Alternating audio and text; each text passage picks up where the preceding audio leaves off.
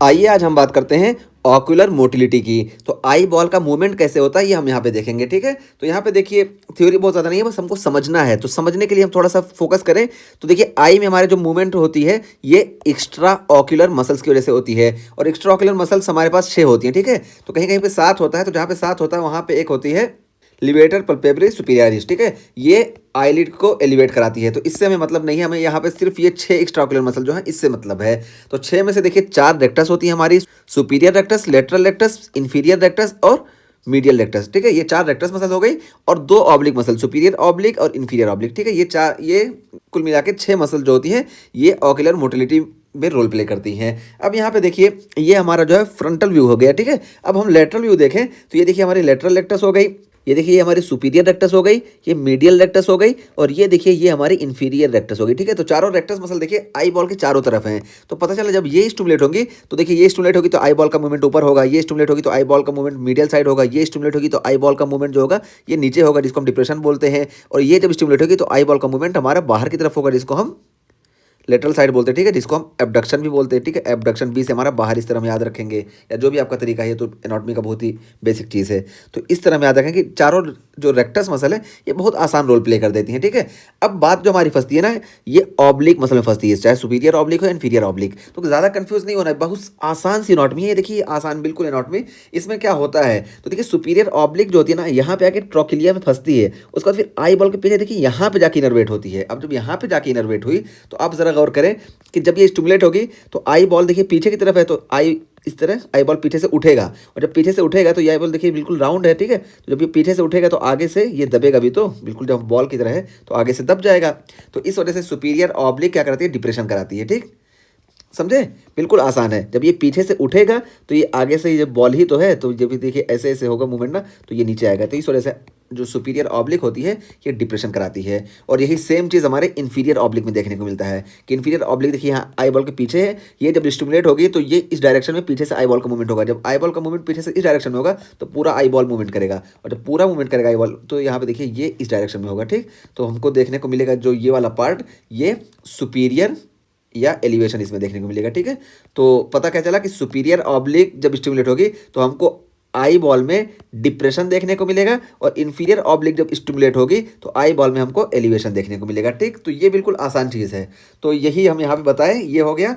और उसके बाद फिर यहाँ पे देखिए इसमें clinical function of cyclo vertical muscle, ये जो चारों मसल होती है ना, सुपीरियर रेक्टस, सुपीरियर ऑब्लिक और इन्फीरियर रेक्टस और इन्फीरियर ऑब्लिक, इसी को हम साइक्लो वर्टिकल मसल बोलते हैं। यहाँ पे देखिए एक कॉमन सी चीज़ क्या होती है कि सुपीरियर रेक्टस जो होती है ये एलिवेशन इन अबडक्टेड आई, तो अबडक्टेड आई में एलिवेशन सुपीरियर रेक्टस कराती है, और इन्फीरियर रेक्टस जो होती है डिप्रेशन इन अडक्टेड आई, ठीक है। अभी हम और समझाते हैं इसको, पहले यहाँ पे थ्योरी हम देख लें, और उसके बाद फिर देखिए सुपीरियर ऑब्लिक जो होती है डिप्रेशन इन अडक्टेड आई, और इन्फीरियर ऑब्लिक जो होती है ये एलिवेशन इन अडक्टेड आई। तो अभी हम और बता रहे हैं। तो यहाँ पे देखिए क्या होता है कि ये लेटरल रेक्टस का काम हो गया कि ये लेटरल साइड में लेके गई, मीडियल रेक्टस का काम हो गया कि मीडियल साइड में लेके गई, इन्फीरियर रेक्टस का काम हो गया कि नीचे की साइड लेके गई, और सुपीरियर रेक्टस का काम हो गया कि सुपीरियर साइड यानी एलिवेशन कराई, ठीक है। ये 4 हो गए। लेकिन मान लो हमको कोई चीज़ यहाँ पे देखना है, ठीक है। अब यहाँ पे हमको देखना है तो यहाँ पे हमको एलिवेशन भी चाहिए, और साथ साथ हमको क्या चाहिए, तो देखिए यहाँ पे ये क्या है, एबडक्शन, तो एबडक्शन भी चाहिए। तो अब इस ऑप्टिकल को, इस पार्ट को देखने के लिए हमारे आई का मूवमेंट इधर होगा, तो अब इधर मूवमेंट कैसे होगा, तो ये चीज़ हमको देखना है। तो ये सीधा इस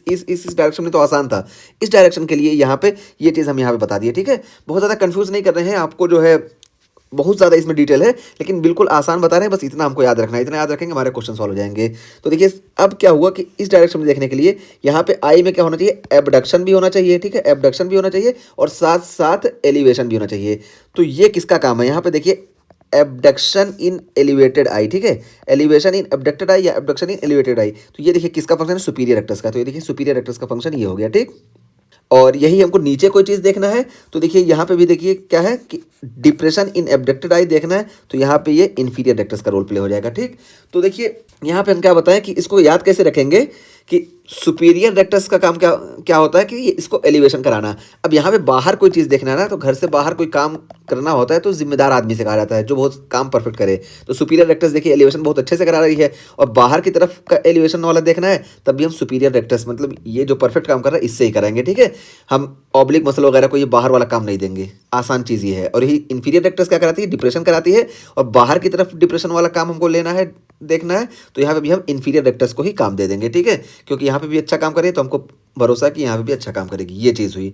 और उसके बाद फिर देखिए यहाँ पे अंदर कोई चीज़ है, यहाँ पे है, ठीक है ना, कि ये मान लो हमारी मिड लाइन है, तो मिड लाइन में यहाँ पे कोई चीज़ है, तो यहाँ पे देखने के लिए हमको क्या है कि देखिए ये मीडियल साइड में भी मूवमेंट होना चाहिए और ऊपर की तरफ यहाँ पे देखिए ऐसा। तो इसके लिए देखिए ये एडक्शन भी होना चाहिए और एलिवेशन भी होना चाहिए। तो यहाँ पे देखिए अब जो है हमारे पास सारा काम खत्म हो गया, सिर्फ यही काम बचा। तो एलिवेशन किसका काम है, ऑब्लिक मसल को हम देंगे, ठीक है। ऑब्लिक मसल में देखिए इंफीरियर ऑब्लिक का काम है एलिवेशन कराना, आई बॉल को ऊपर ले जाती है, तो हम इसको दे देंगे, ठीक है। तो यही देखिए यहाँ पे है कि एलिवेशन इन एडक्टेड आई, ये इंफीरियर ऑब्लिक का काम हो गया, ठीक है। तो ये इंफीरियर ऑब्लिक का काम ये हो गया।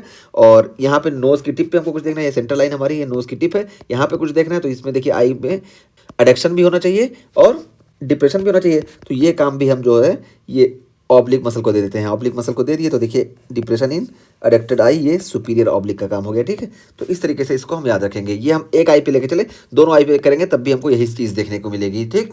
तो ये हमारी राइट आई हो गई, ये हमारी लेफ्ट आई, ठीक है। तो दोनों में हमको सेम चीज़ देखने को मिलेगा।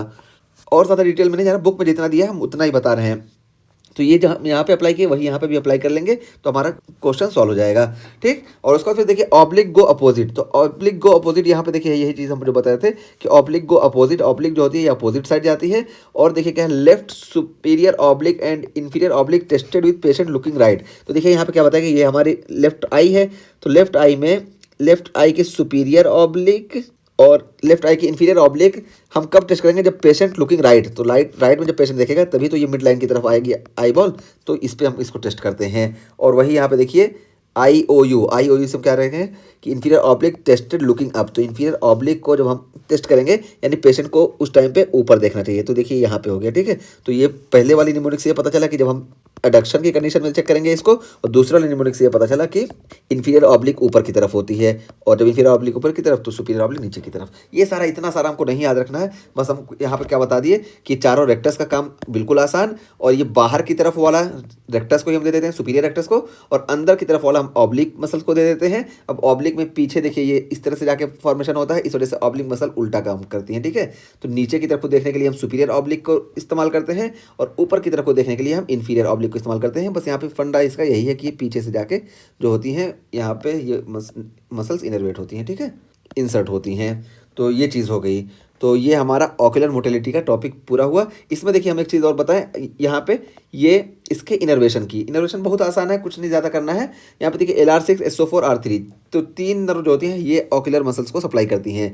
6 cranial nerve, 4th cranial nerve और 3rd cranial nerve. 6 cranial nerve सिर्फ देखिए यहाँ पे लेटरल लेक्टस को सप्लाई करती हैं, और सुपीरियर ऑब्लिक को ये 4th क्रेनियल नर्व सप्लाई करती है, और बाकी जितनी बची सबको 3rd क्रेनियल नर्व सप्लाई करती है। यहाँ पे देखिए लेटरल लेक्टस 6 क्रेनियल नर्व से सप्लाई होगी, सुपीरियर ऑब्लिक ये 4th क्रेनियल नर्व से सप्लाई होंगी, और रिमेनिंग जो होंगी जितनी भी है सब 3rd क्रेनियल नर्व से सप्लाई होंगी। चाहे हम इसको याद रखें, और ये फॉर्मूला बहुत ज़्यादा यूज़ किया जाता है SO4 LR6, ठीक है। तो SO4 LR6 से भी हम याद रख सकते हैं कि सुपीरियर ऑब्लिक 4th से सप्लाई होगी, और लेटरल लेक्टस जो है ये 6 से सप्लाई होगी, और जो रिमेनिंग है वो सारी हमारी 3rd क्रेनियल नर्व से सप्लाई होंगी। तो इस तरह से हम दोनों से भी याद रख सकते हैं।